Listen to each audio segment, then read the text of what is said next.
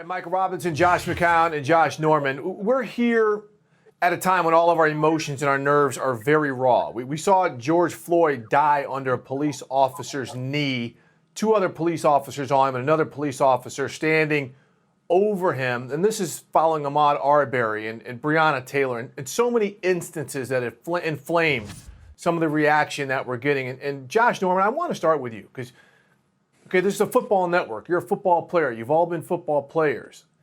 Is this a time to stick to sports?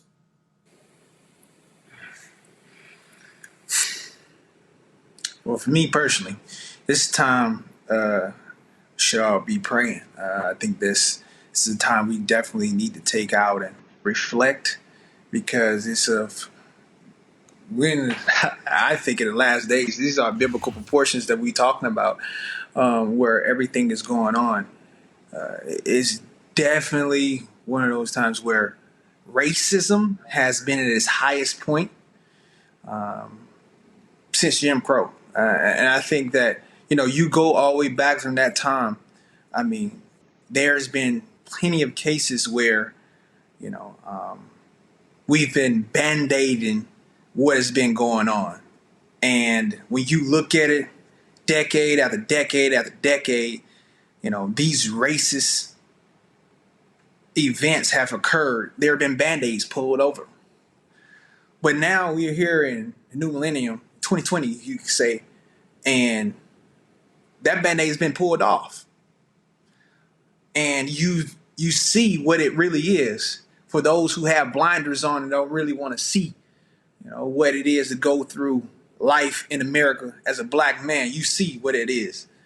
And it's really, really hard and frustrating to grasp how others don't understand what that feeling is. But now they're seeing that, things that's transpiring is much, much worse than they thought.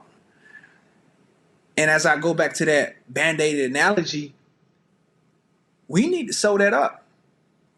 We need to find a way where we're going to come together and sew that Band-Aid up. No longer let it be a Band-Aid. No longer be a wound that's there. Like, we need the doctor to come through and suture that thing up. Or else it's going to be, we're going to carry this on. The next generation is going to carry it on. They seeing it. You see pictures and videos of, children out there protesting, little people. Those are our future. So what are we sharing with them? What are we telling them? And when I look at that as a, NFL player, having a voice to say something, because I actually have been in that space before. We all haven't been here. We all just happened to be here. We had to work at something. We had to come through, those trials and tribulations to get where we are today. And if there's something I would say is, don't take what you've done for granted for others. Put yourself in their shoes. Because right now what's going on is people are really, really angry at the problem. And the problem is what we are facing today. And as you can see right now, people are acting out over that. And they're rightfully so. Because you protest quietly, you go quiet, okay? And then now this is what they're doing. Now, I'm not condoning the looting. I'm not condoning anything that's going on. But to be heard, what is that?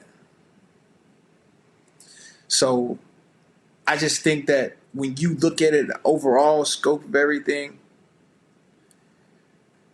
people really need to come together and ask themselves, what can I do to help out my African-American brother? What can I do as a white person, as a Native American, as Hispanic, like everybody? We all in this together. What can I do to help out the next race? Because if we don't, things like this is going to continue. And it should stop right now, because everybody's being affected by it. Everyone. And, it's COVID-19 doesn't make it any better. But when we put all that and we combine it together into one, you see this big combustible form, and everybody is just, pent up. The aggression is all in there, and they want to get it out. They want to express that because of what's going on, and the people who lost their lives for a senseless act, just senseless. But it's been going on for years, decades. So now we got a point where we can actually, voice that and fight that back. So what that looks like, what are those solutions? And that's why we're here today, to talk about those things. And I know I'm taking up more time than I really should, but I'm very, very strongly passionate about what's going on, and I expressed that to my group today. So, All right, thank you. Josh McCown, you came out and said something that was just so provocative and that black people walk around in a weighted vest. Could you explain that? And you heard both of these and other black athletes say the need for their white brothers to speak out. This is your forum. How important is that? Again, I'd like to address the weighted vest remarks first, and then what can your white counterparts and everybody do to come up with a solution? Because we've been praying and protesting for a long time, yet here we are again. Yeah, well, I think, from the weighted vest standpoint, for me, just having, trying to understand as best I can, but then sitting with teammates and friends of different ages, some retired players were in that group, and everybody going around that table and telling me about the talk. And I'm like, learning, and they're talking about, the talk that our parents have to have with us about what happens when somebody follows you around a store, what happens when you get pulled over, the way you have to, and these are discussions that I didn't really have to have as a person. And the image it put in my mind is like a weighted vest. And if I can put it in football terms to help you understand it better, I've been in a lot of offenses. I've changed offensive coordinators every year of my career. And when you go into an offseason and you're learning the name of the formation and the name of the play, you're not really focused on how to attack the defense. You're just focused on what you're doing. And if you're competing against another quarterback in a quarterback competition, maybe he's been in that system for a while, he's attacking the defense. So he's getting out of bed with a leg up on you every day because he understands who he's attacking. He's not studying the playbook. I was studying the playbook. I was just trying to know the stinking play so I could get out of the huddle. Whereas he's steps ahead of me, and I think it's the same thing. The weighted vest is as a white person in America, when you wake up, there's things that you're not even contemplating, that you don't even have to think about, that you can advance yourself in a manner that you're attacking the defense. You're going about your day differently. Whereas an African American in this country, the experience is vitally different. And that's what I learned from my brothers around the table was that they're waking up having conversations about, just like as me as a player, about the playbook, just about basic things that you shouldn't even have to talk about, but that you have to talk about in an African American context. And so from then on, it burdened my heart that we're different and our experiences are different. If our experience is different, we got to talk about that. And that's not for the African American to talk to a white person about it. It's white people to talk to white people about that. And it's the conversations inside our own walls that we must change. And it's the language inside our own walls that we must change. And so that really burdened my heart. And so from then on, obviously my friend, former teammate McCown Bolden and Malcolm Jenkins and the guys that started Players Coalition, we came alongside that and wanted to start, using our voice and leveraging our platform for good to hopefully make a dent in this and bring about change. And as you said, Jay, we're praying for change and sometimes I feel like we're putting a space that it's not about praying for change, but it's praying for courage to be the change. And that's what it's about right now. And I'm thankful that other people are in the middle of this global pandemic, we're finally realizing what the real pandemic is. And we're finally seeing it. And I'm so heartbroken for George Floyd and his family and the pain that they must feel. And so my prayer is that there would be courage that would rise out of this, that good would come from this, and that we would continue to move this thing forward and gain ground in this area, because this is the true thing that's going to kill us. It's not COVID-19, it's this.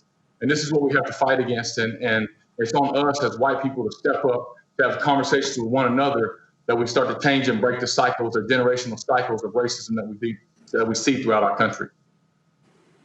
Right. Yeah, Josh, you said some powerful things, brother. I mean, very, very powerful things. And I said this on Good Morning Football a little bit earlier. You say the term African American, and but we say white to the other side, and it's just like just the way that we use the terms. Why am I seen as an African American and just not an American? Why is Colin Kaepernick, when he's taking a knee, why is he seen as somebody disrespecting the flag and disrespecting what it stands for? Yet some of the same people that spoke out against Colin Kaepernick are silent right now. You know what I mean? So again, it's these types of uncomfortable conversations to see each other's point of view that must happen. And something positive that I've seen throughout this whole ordeal is young people out in the streets. Young people, and Josh Norman, you said it a little bit earlier, how that's the next generation. Well, if the next generation is very aware of the big elephant in the room, which is white supremacy to a degree, then hopefully they can be the generation to end it. Mike, I'm going to start with you, but Josh, either one of you guys or both of you guys, jump in, because Brian Flores of the Miami Dolphins, the head coach there, he was the first NFL coach to come out and say something. It was absolutely profound. And Mike Robb, I'm going to start where you talked about, and that was the Colin Kaepernick issue, where he said, I vividly remember the Colin Kaepernick conversations. Don't ever disrespect the flag was the phrase I heard over and over again. The idea that players were kneeling in support of social justice was something that some people couldn't wrap their heads around. The outrage that I saw in the media and the anger that I felt in some of my own conversations caused me to sever some long-standing relationships. Then he moves on, Mike. Cite some other situations. I bring these up because I haven't seen the same outrage in all caps from people of influence when conversations turn to Ahmaud Arbery and George Floyd. When you saw Brian Flores, one of the 3 African-American coaches of the 32 teams in the NFL, come out and speak so passionately about this subject that means a lot to him, and this isn't a one-off, what were your thoughts, and how do you think that impacts his players, his community, and the people who are trying to buy into the culture that he is trying to establish, clearly not just in the locker room, but outside of his football world? Yeah, Steve, he's speaking truth to power. And that's something to be admired, especially in the climate of the United States right now. And I think with regards to his community, his team, the front office, everybody that's in that Miami Dolphins program, they can be proud that they have a black coach who understands how to stand up and say the right thing and is a man of integrity. And I think sometimes that gets lost. When I first heard that Brian Flores said that, I mean, I'm not going to lie to you guys. My initial thought was, whoa, I wonder what's going to be the blowback with that. And that shouldn't be my first natural reaction, but it is. And at the end of the day, I think he's going to win over the locker room because of that. All types of players, white, black, Asian, Hispanic, whatever the case may be. Because, again, it's a man of integrity. And I think he's just calling out the people that's being silent right now. As I said before, it was so much outrage over Colin Kaepernick silently kneeling or, in a silent protest during the national anthem. And, again, I believe if you ask any American if a life means more than a flag, I think they all would agree that a life does mean more than a flag. And he was just showing that. And I think right now, Brian Flores is pretty much calling those people hypocritical. For sure. Piggybacking off what you said, I truly believe that. And when you look at it, it's more so a rally cry. It's igniting that flame that should already be within inside of us, but we so quiet to let it go by because of the racist bigots and the people that we hear that just keeps coming out time and time again, that we just shell back from it and we hold back. But instead of holding back, we should go forth. And I think, everyone who has lost their life to police brutality and just the things that are not supposed to be in charge of what they decided when they signed up to take this job, they should have done. The oath that they held to protect the citizens of this United States of America, they have failed in that bargain.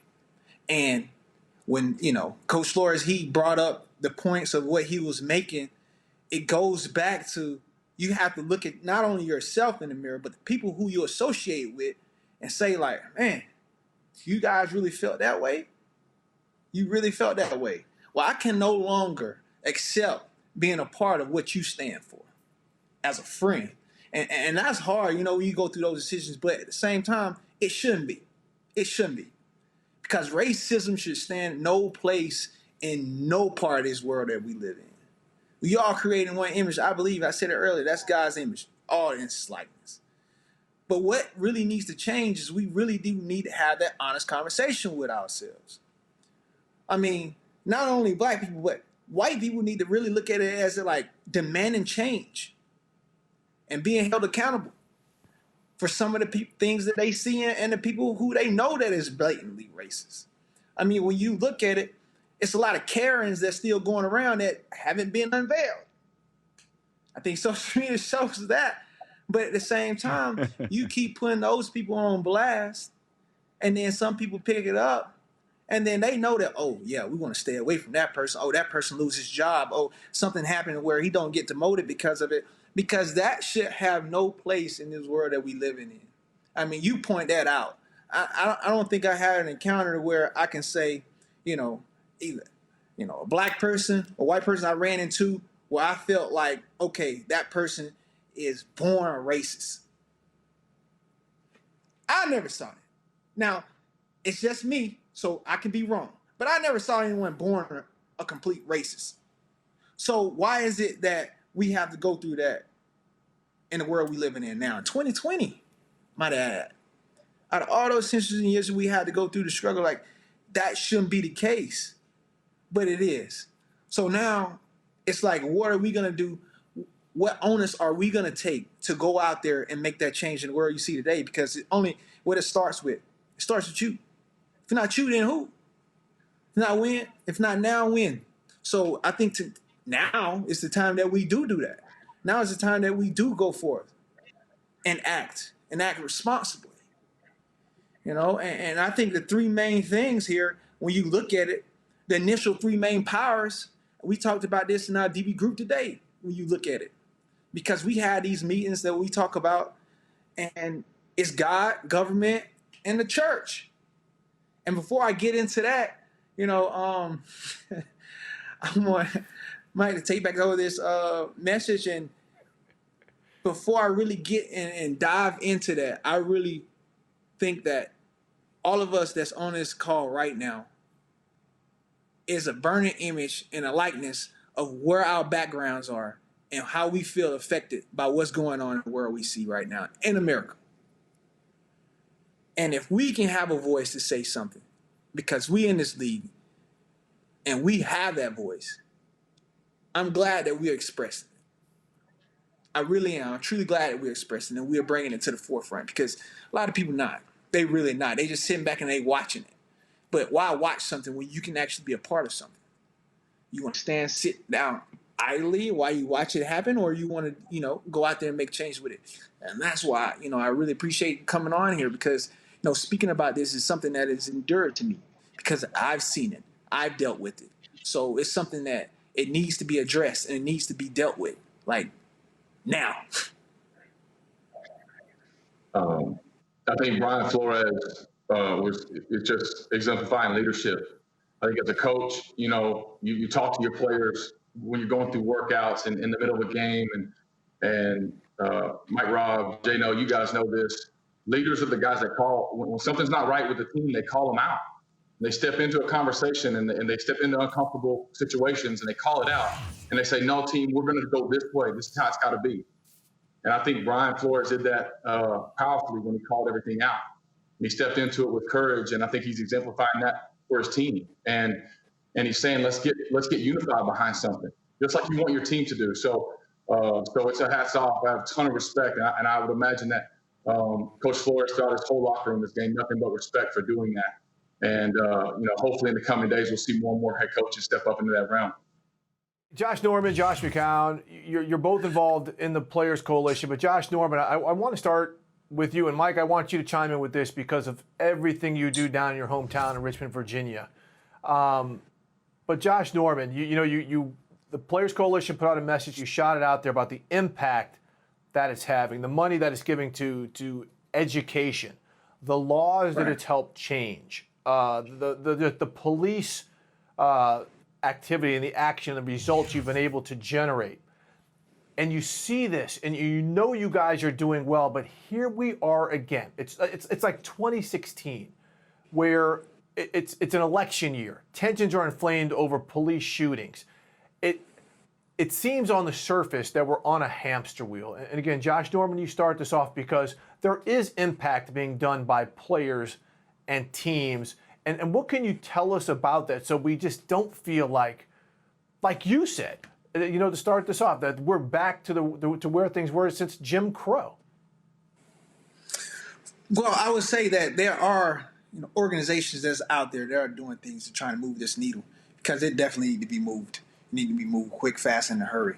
And like you say with the coalition, that is all we've been doing since we started out, going forth and having that change, and those pillars, is forming out to where we can go out there and not only make change, in the communities, but in legislation, creating, laws, going out there and really standing behind something that we truly believe in, and initiatives that you see that's we going and fighting for. Because at the end of the day, no one wants to, have police on the back of their neck.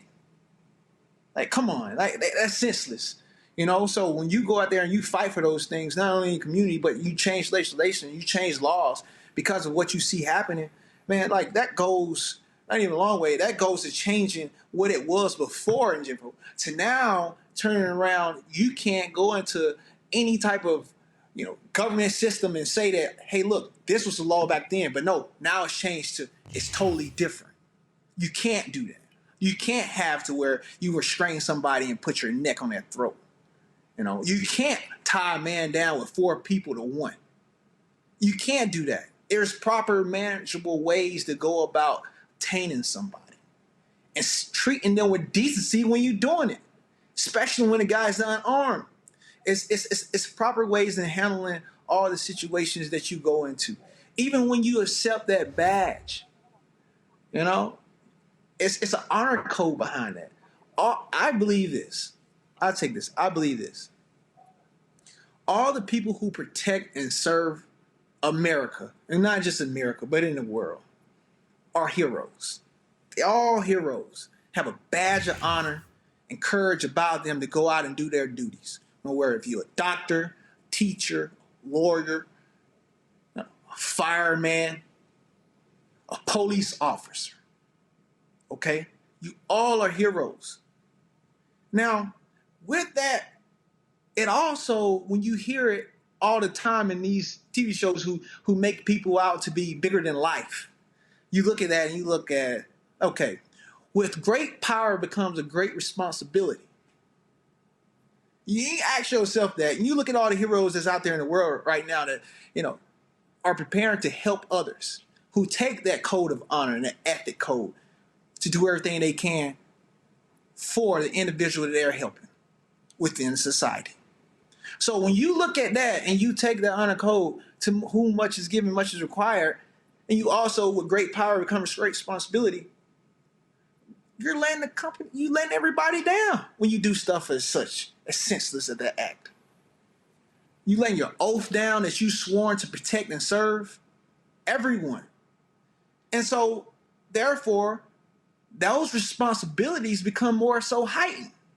So now, if you took a life, give a life. And if it's in a senseless act as such, you ought to be treated as such. But are we equal? Are we equal? That's the question that needs to be asked. That's the question that needs to be posed. Because if so, no one would treat an individual as such. And if that's the case, then I guess the world that I live in, the America that I think that in the hopes and dreams, is not true. It really isn't. And when are we truly free if we're not all equal? So to change that, you're going to have to go through what I said earlier. The 3 main powers. That's family, that's government, that's church. And everybody is in church. No, everybody that's in government, they have a family. And whoever their God or whoever their church is, I'm pretty sure they go. So all of you change those 3 things, you go in there and you dig that out and you get those people who are older and have their own mindset and get some freshness in there that have everybody on the same page and everybody seeing eye to eye. Not just one or two people, everybody seeing eye to eye with this whole racism, there wouldn't be a situation like this. There wouldn't be senseless acts being taken from us. Not just us, but the whole entire society that we living in. There wouldn't be that. But until that happens, until that conversation, until those people get removed from office, until that happens, we still gonna be back here. But it's not. I don't feel that because it's a new day. You see people are fed up and they tired. They really tired. So what are we gonna do to go forth in that? I know what I'm gonna do, and I know what I'm planning to do. I'm planning to do everything that I can in my power to make sure that my voice be heard on this issue because it's been far too long before something actually have been done. I'm tired of taking that Band-Aid off and putting it back on. Like, this thing need to be sutured up. It really do. And I think we have the momentum and we got really the methods and the means to go for it and do that. With everybody's help, we can get that done. I truly believe that. Yeah, I echo Josh's thoughts, and I think the biggest thing is accountability and knowing that there's justice, for everybody and equal justice. And we appreciate and we honor, like Josh said, those that have sworn an oath to protect and serve. And there's so many good men and women in law enforcement, so many good. But law enforcement doesn't need to be a place where bad people can hide out and hide behind the badge and do bad things. And I think that's the biggest part of the conversation is there needs to be justice when we find things like this that happen where a bad person has gotten into law enforcement and been able to do bad things behind that shield. And there needs to be justice for that. And there needs to be accountability for that. And then everything that we can do to continue to enhance community policing and relations within the community and just awareness and understanding to make things better. But the accountability is the main part. And that's the only way it's going to get better is when bad people know that they can't get something done that they want accomplished, then they'll move away from that. And until that happens, we're not going to see a change. So I think that's the biggest piece of it is just accountability and justice, equal justice for everyone. Yeah, guys, I challenge all the players in the National Football League that they can be pivotal in helping change. I mean, like I tell people all the time, I spent $1.6 million on my community here in Richmond, Virginia, started a few foundations. I'm in schools. I run one of the largest youth football leagues in the state. So if you want to have change, don't wait on anybody else to do it. You don't need to partner with a huge organization and do all of these things. You can create change yourself. Whether we believe it or not, we are role models. Whether we believe it or not, we're some of the biggest voices in the community. And I always talk about young people. And Josh Norman talked about it earlier on this in this segment, how young people are the future. If you truly want to give back to the future, no, forget you can donate money and all of those types of things, but you can also create your own foundation, create your own stuff so that you can be a pivotal point of change in your own community. Absolutely. All right, Josh, and Mike, as I wrap this up, I can't thank you enough because this has been honest. It has made me think of a lot of things here, but some things you said here, especially Josh Norman, made me think of something my brother Tony said.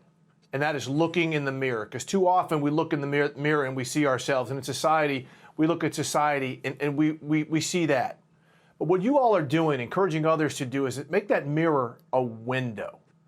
Wipe away the reflection and find a new future. And that is what is important into solving an issue that has yet to be solved in this country and has us here once again. Gentlemen, thank you once again for your time.